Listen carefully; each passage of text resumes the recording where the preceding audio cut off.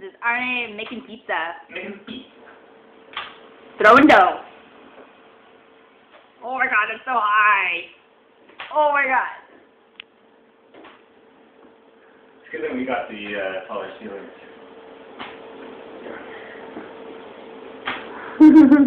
Is this how professional pizza makers do it? Yeah. Making tiny pizza though.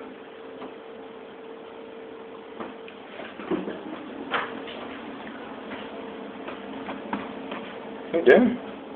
I'm chronicling this for the world. Posterity. Good.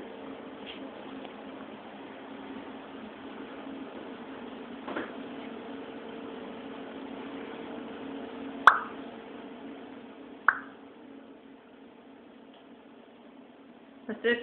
What's this process? Talk us through your process. Just forming a lip. Whoa. A lip on the crust, or a lip on the edge of the pizza. What do you know about that thin part right there? It's okay. How do you know? You get thin parts. The idea is to kind of stretch it all out as much as you can, but if you get thin parts, it's okay.